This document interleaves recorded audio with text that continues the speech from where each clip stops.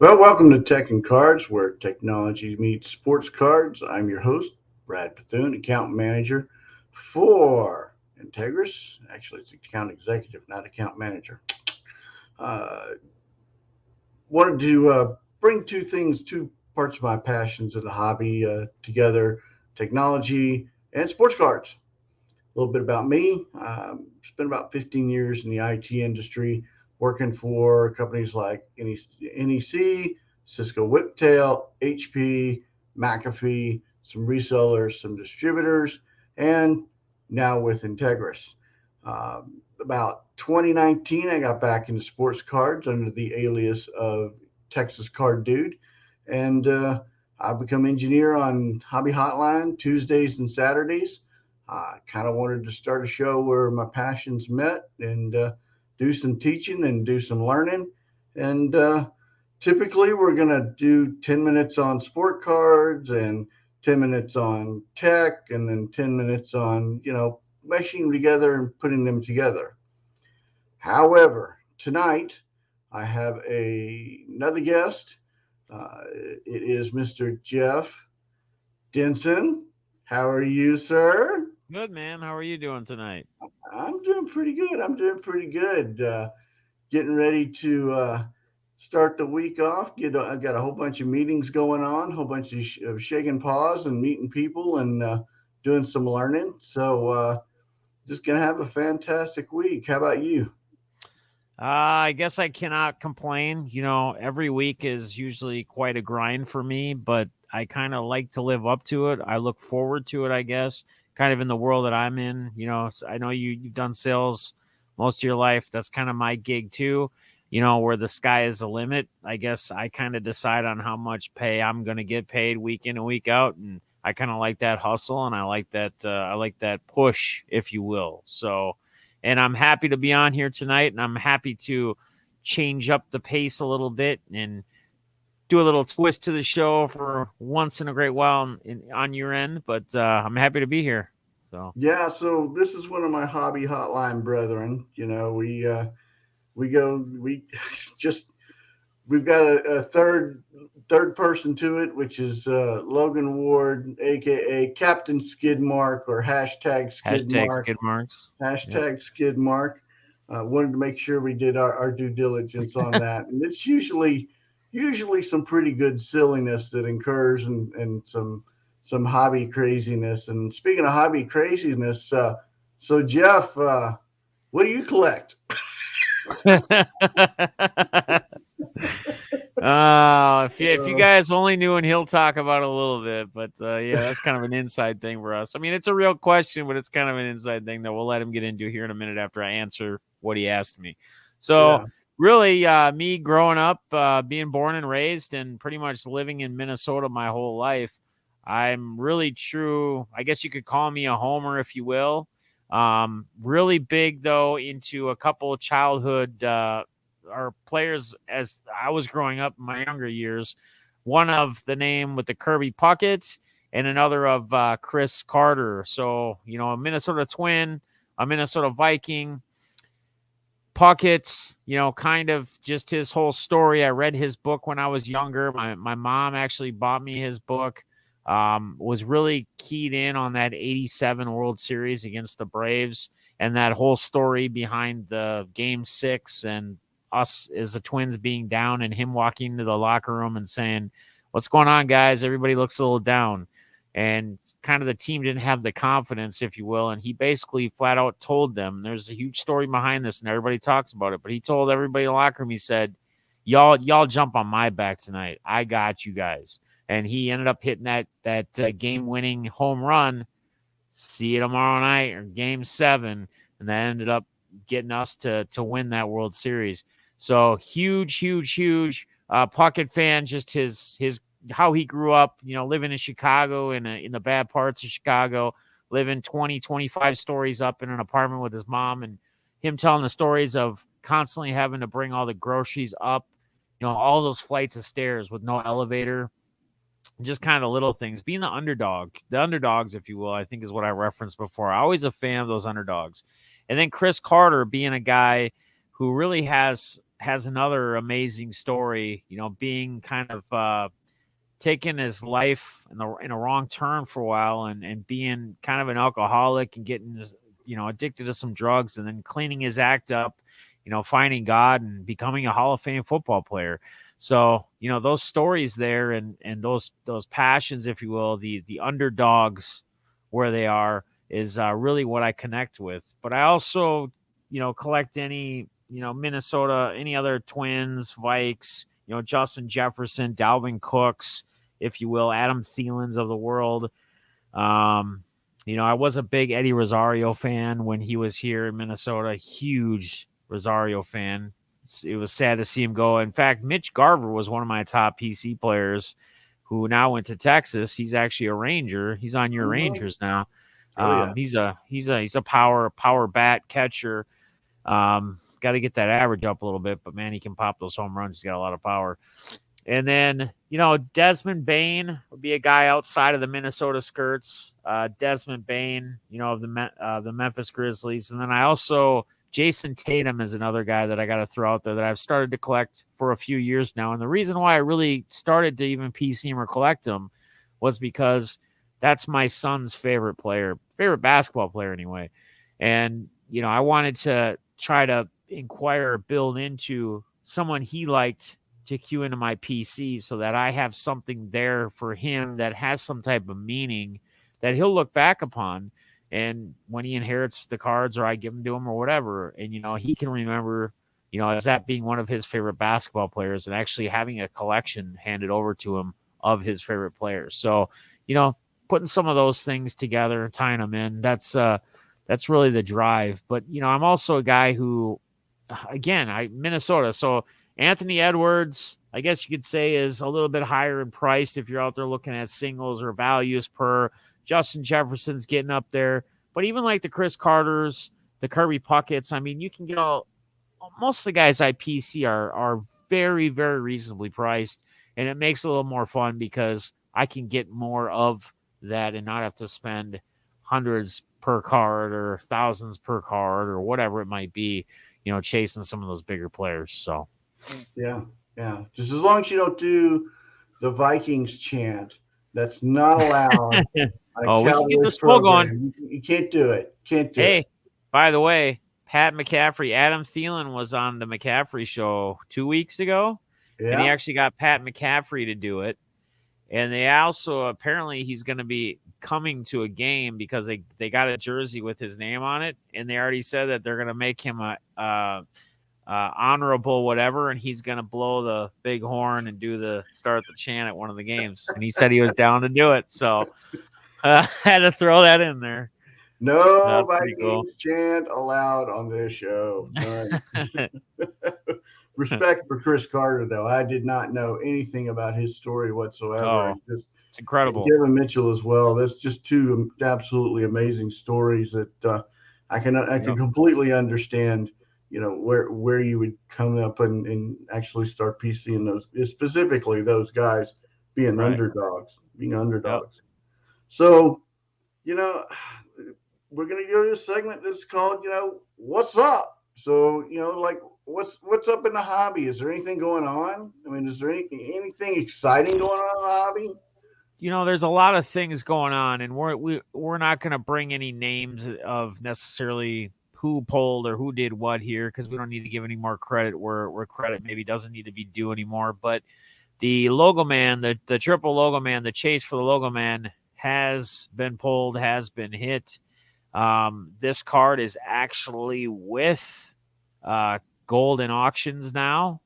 And in fact, I think it's even hit the billboard in, there you go. New York City. Big time.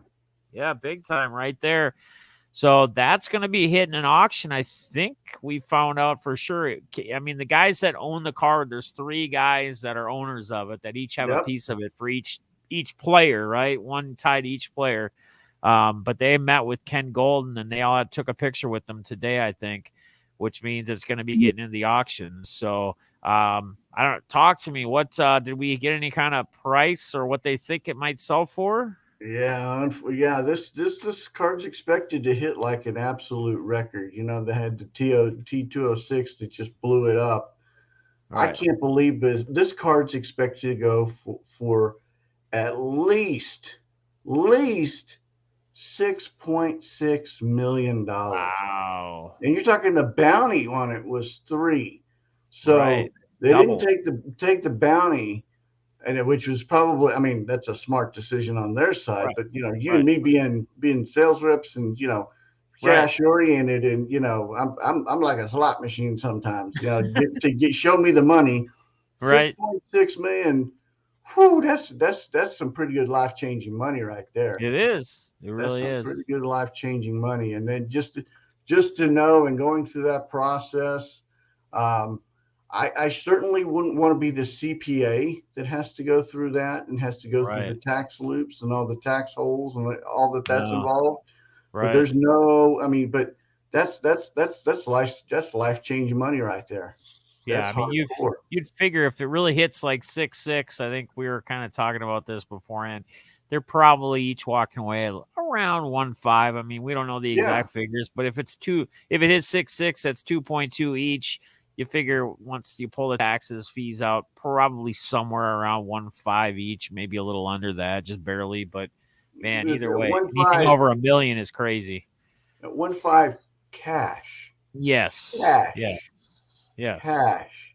Yes. And Yep. I showed up this photo. I'm going to show it again. And for those of you who are listening on the podcast, what we're looking at right now is we're looking at a picture of 48th and Broadway in Uh-huh. downtown Manhattan, and staring at the Crown Plaza with the big billboard there. And you got the Krispy Kreme donut logo down on bottom, and then you've got golden and the logo man card. But what really impresses me now is this Krispy Kreme hot donuts now. I'm more interested right at this second in the hot donut than I am the 6.6 million because I'm getting a little hungry. Looking at Right? that Yeah, I'm billboard. ready for a little dessert. I'm looking forward for a little bit of little bit of dessert on that bad boy. So Then we also a couple other things going on too.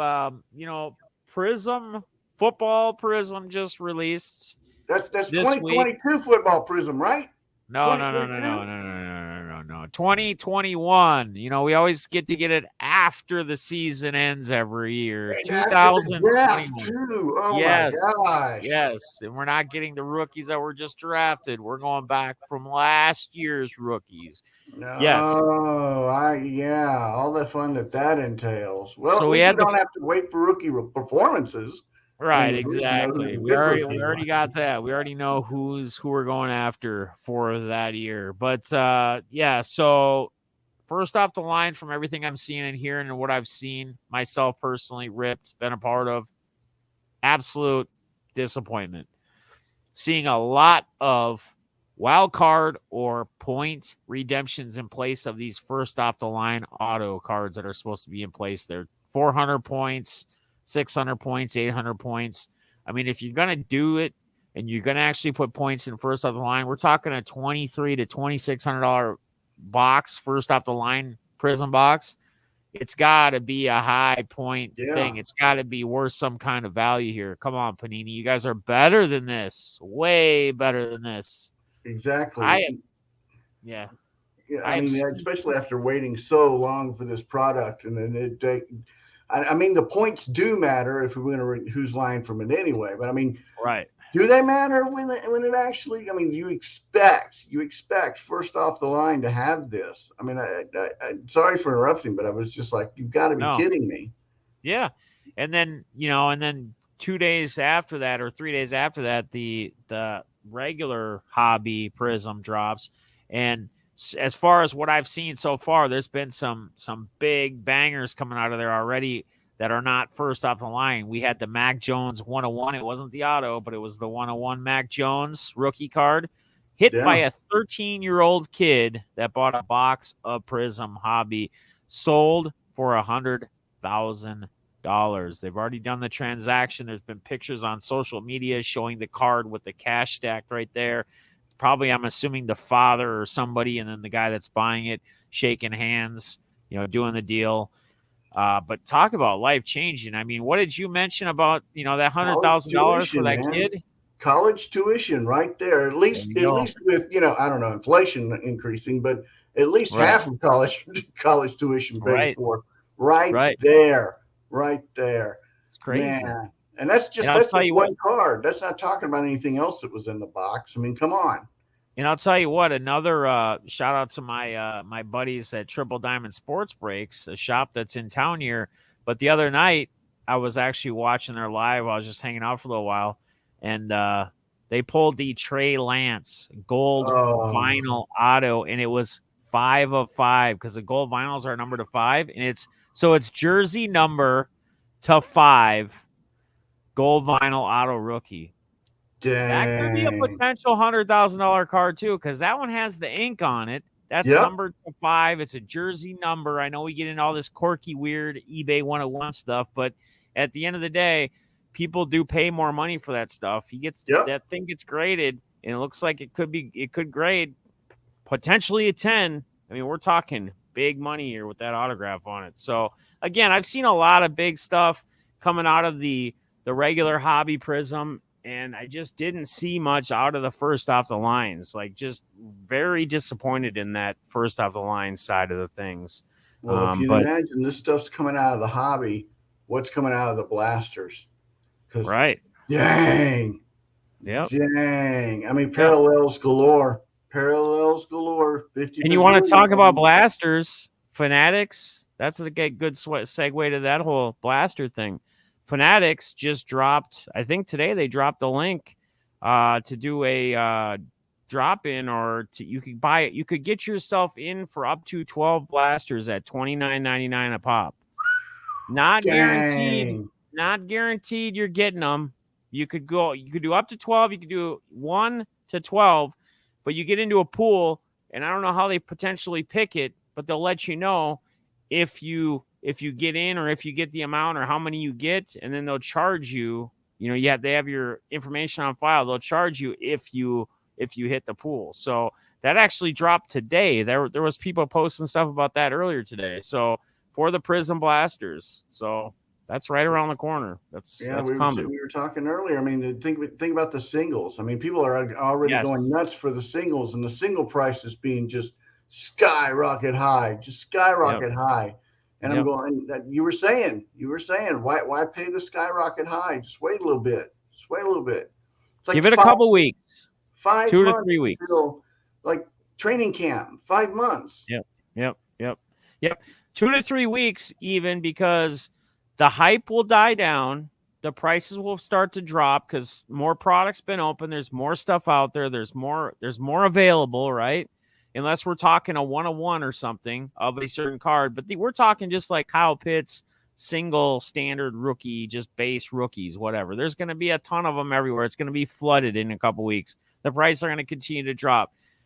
The only way that's going to change, and this is true with anything and any cards, the only way that's going to change is if it's in season and they're actually playing regular season games, and say someone like Kyle Pitts, and that's who you're looking for, just starts to explode and has like 2 or 3 touchdown games. And then people are going to start drawing interest. His name is there. They're going to start climbing up, but we're talking months before regular season games. So give it a couple weeks. The hype will die down. The prices will drop on your singles. Go and get them then. Yeah, and I don't understand the obsession with the singles, because I mean, I've seen what they look like, and aesthetically, come on, man. Come on. Where's my come on, man button? Come on, man.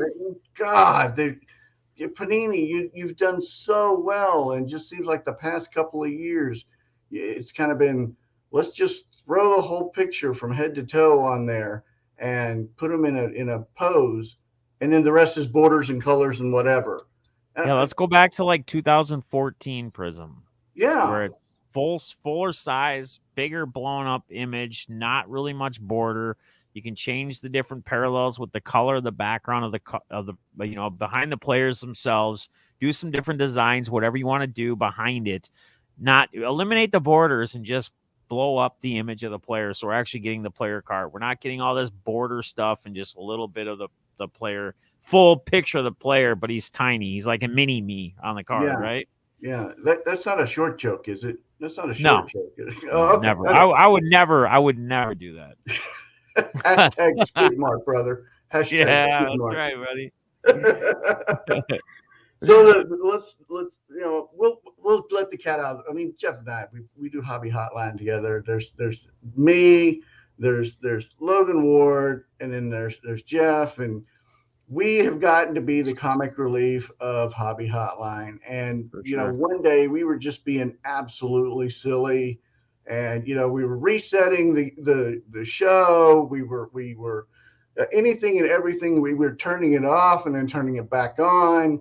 And then we got to a point, and I just went, "So Jeff, what do you collect?" Like the whole like half. It was 30 minutes of us being absolutely silly and stupid.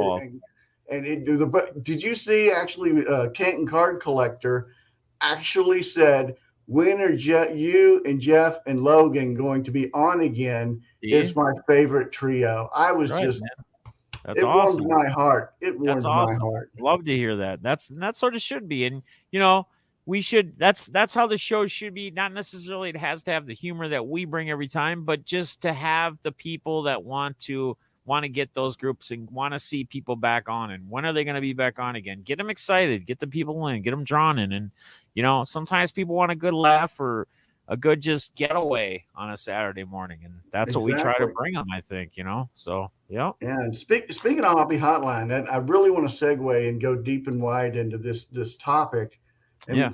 something that's really near and dear to my heart. I was just talking to my wife about how we would do something. How did you get connected to Hobby Hotline? Let me Yeah. ask you that question.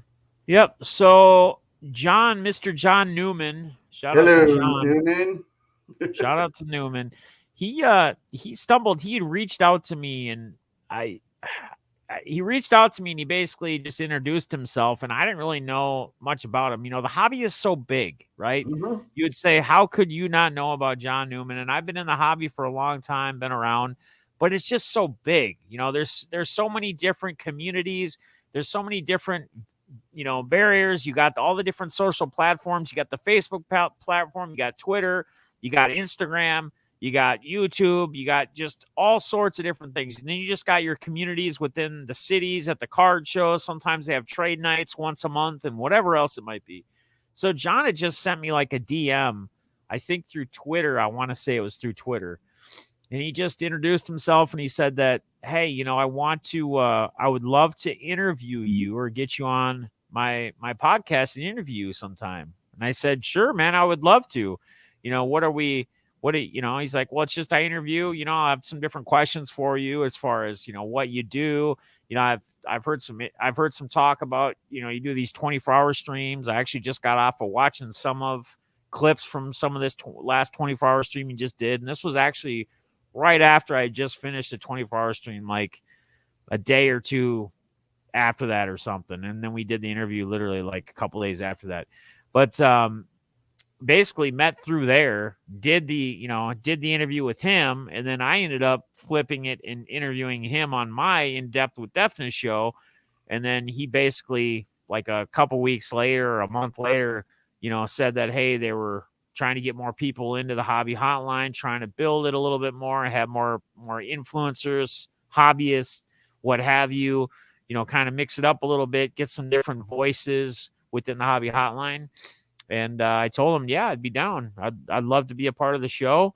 And here we are. I mean, I don't even know how long I've been apart with you guys now. I think probably at least a year, if not longer. Pretty close to it for her, but yeah, pretty close. Probably somewhere around there. So it was almost 2 for me. So I'm now considered one of the old people there. Yeah, so probably a year, a little over a year, maybe. Yeah.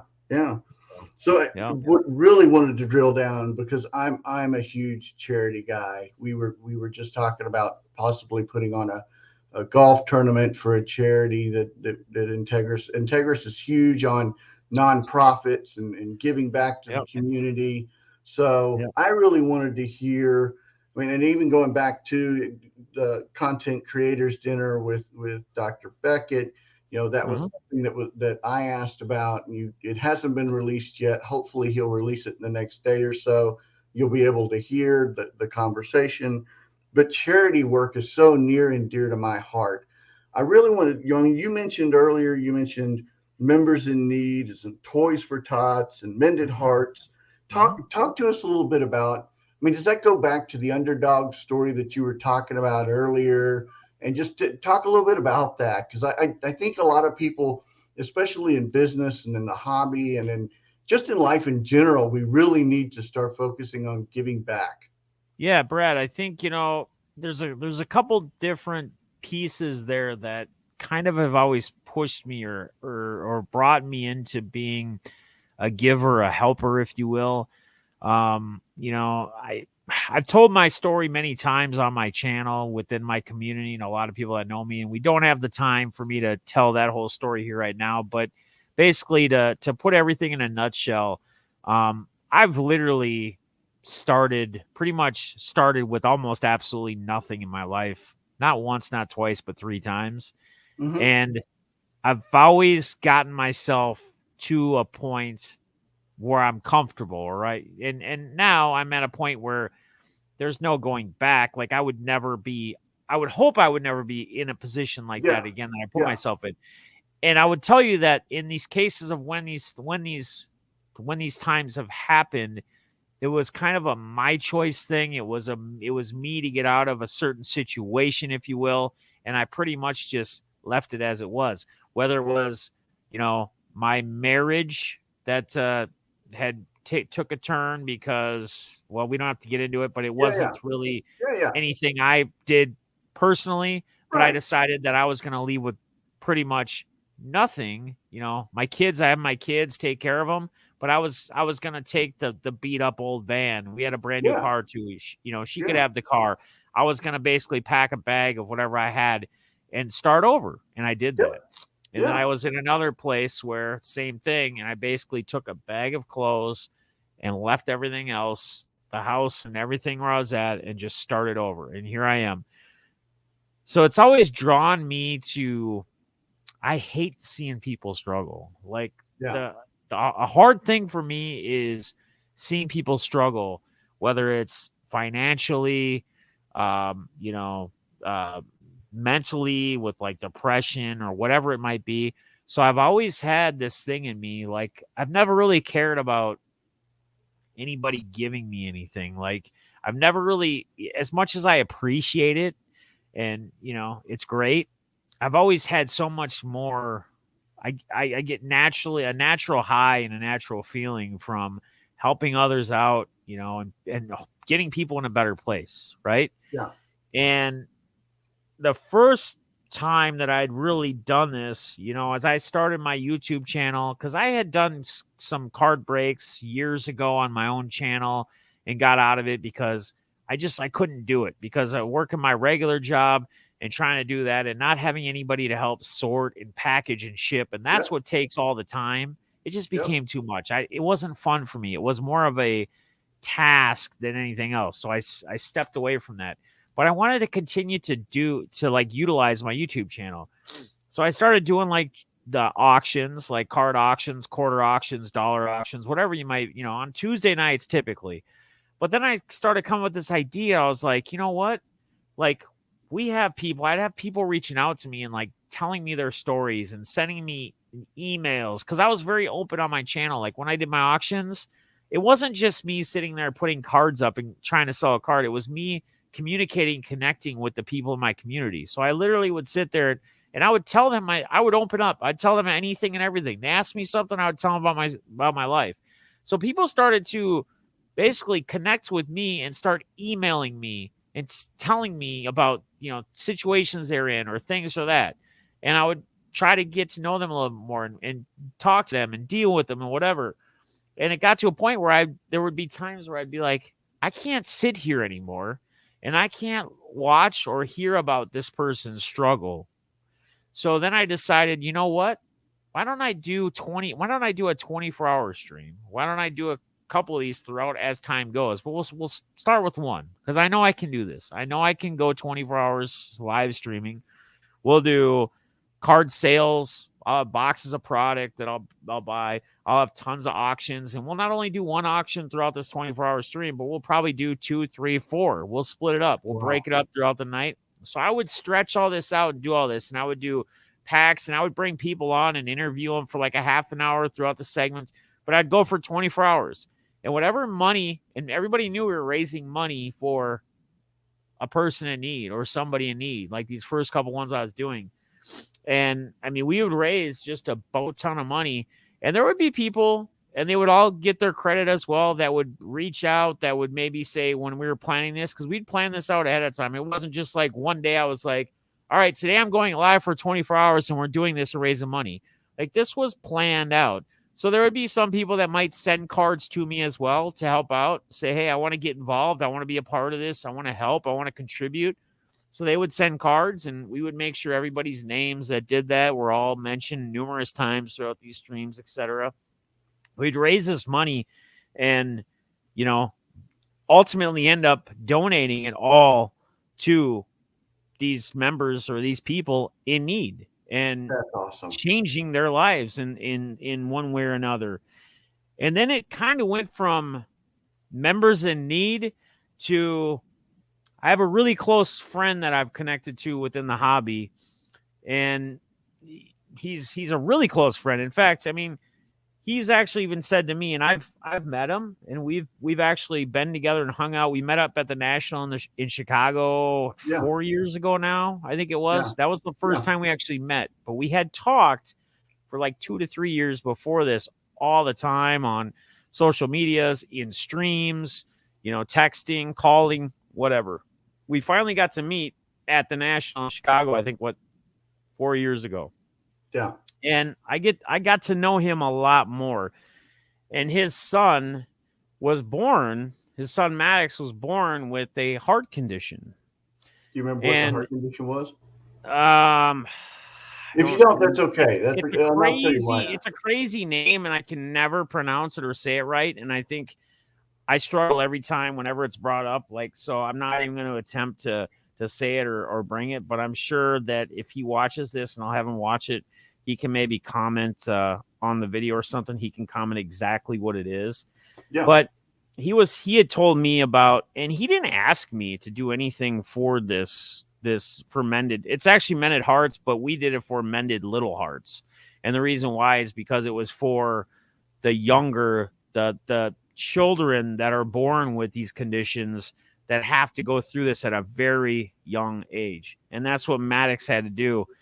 And he'd always, when we had talked, he'd always tell me about, you know, this group, Mended Little Hearts, that basically took their family in and really worked and helped with them through the whole process, and told them where they could park for free when they're going to these clinics. And when they got to the hospital for the surgeries, they were there with the family, with him and his wife through this whole process, and with Maddox the whole time. And like, they were just a great support system for them.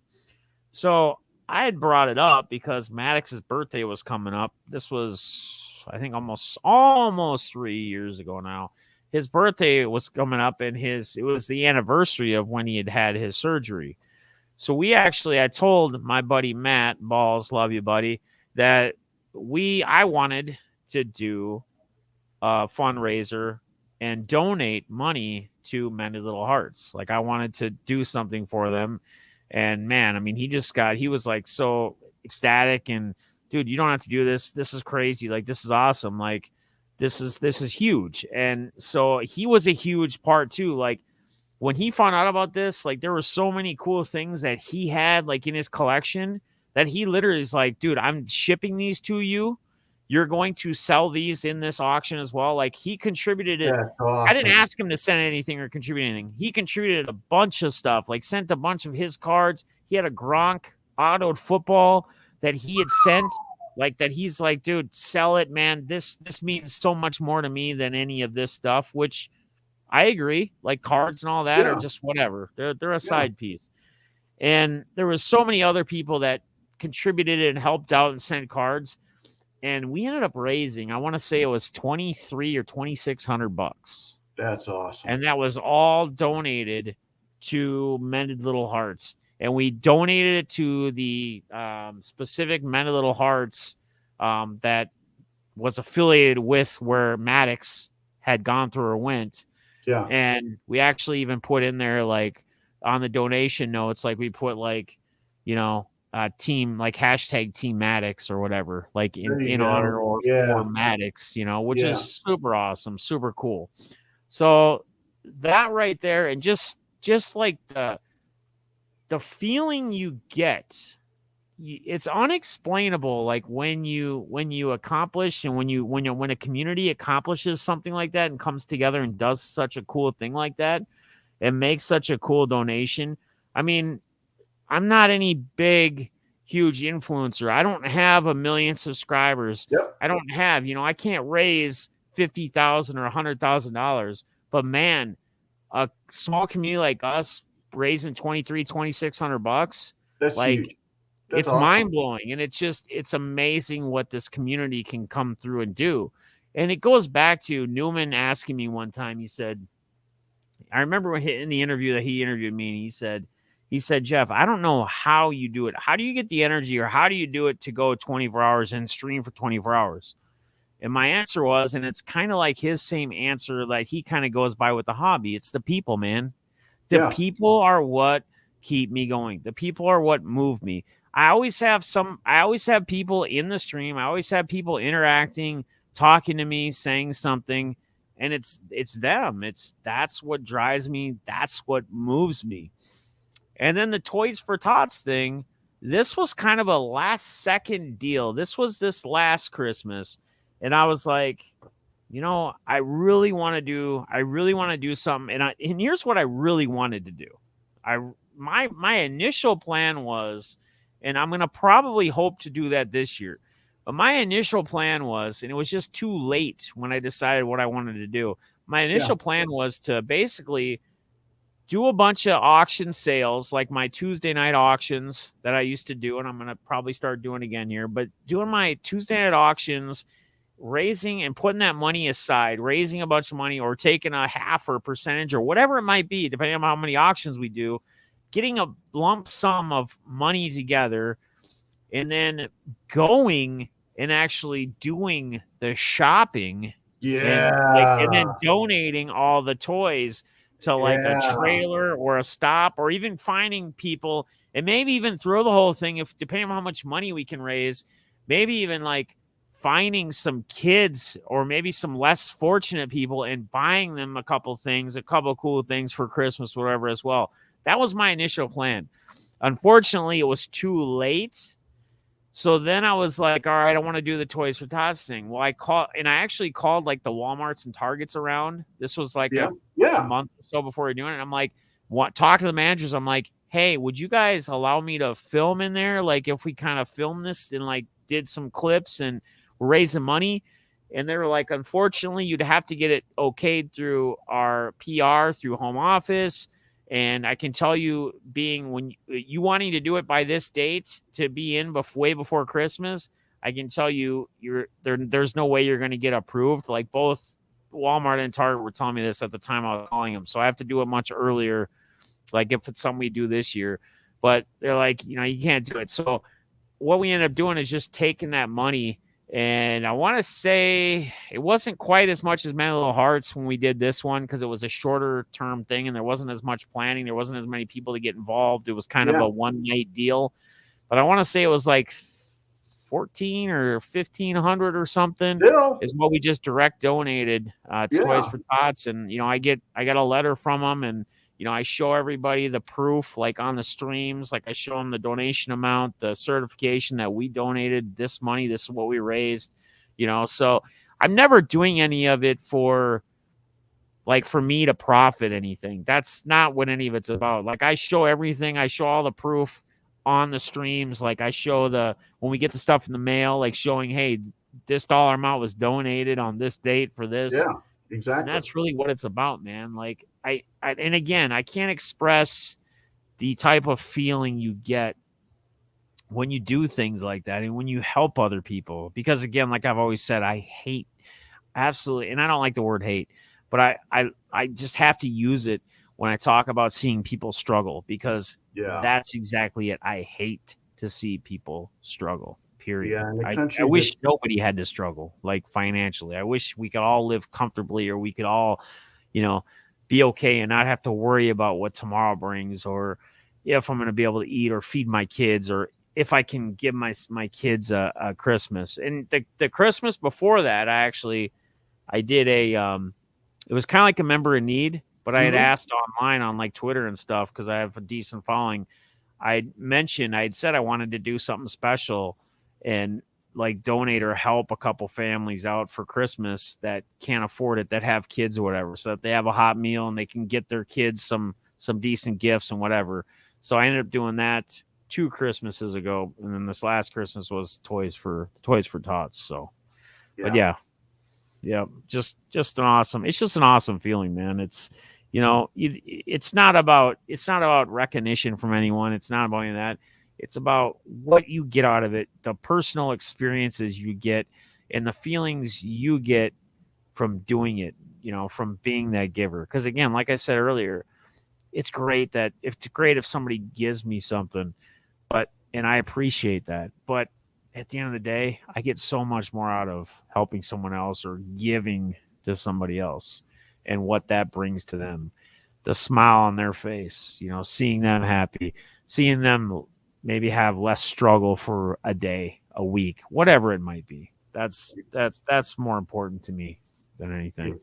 So, Yeah. In a country that's as blessed and as fortunate and as, we all have. I mean, I say first world problem. I mean, there's people that, yeah.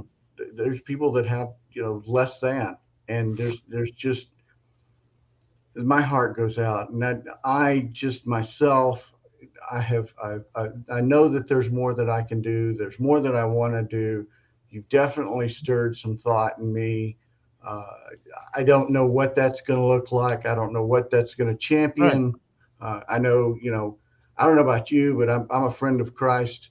I'm a Christ Mhm. follower. Jesus is my friend.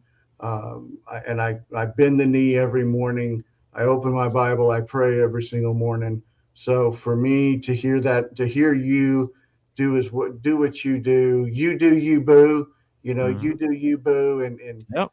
just it inspires me to do. I don't know what, but I'm definitely gonna bend the knee and let God tell me what I need to do. But it's definitely gonna be more. And that's really, I I admire. I thank you.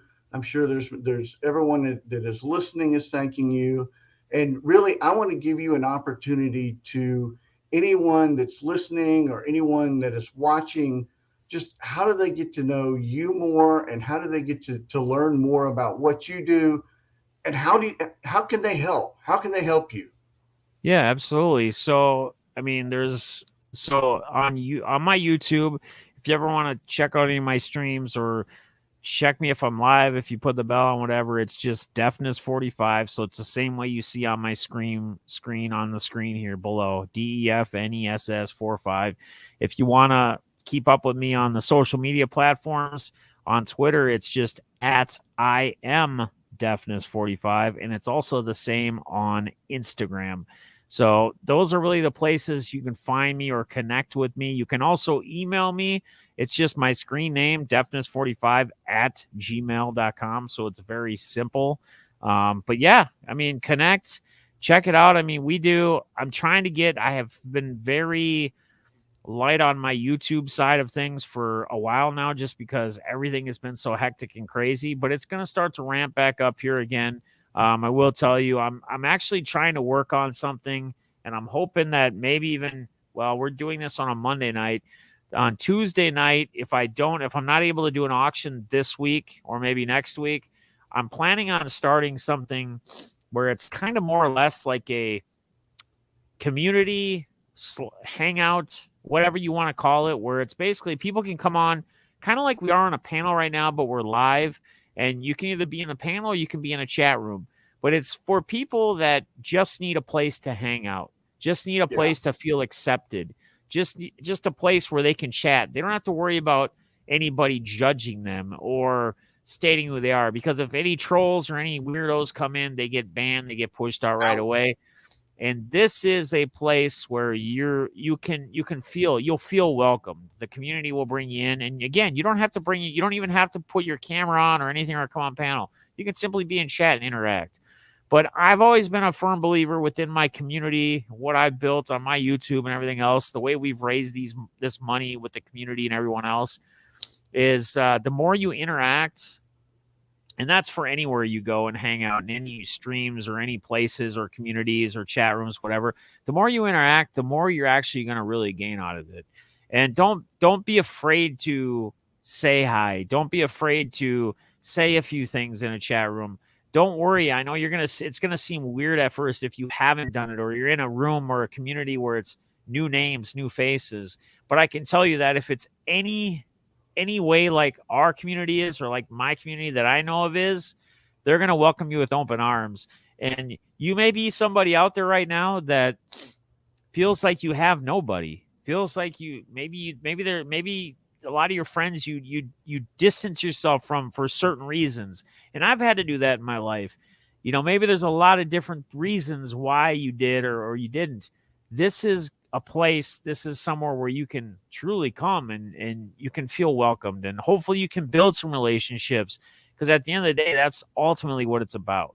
It's about building relationships. Even when we're talking the hobby side or the cardboard side, the cardboard comes second. It's the people, it's the relationships, it's what you build from it. And you never know, you may one day run into your new best friend in one of these chat rooms by hanging out and just getting to know somebody. You don't know what's going to come across.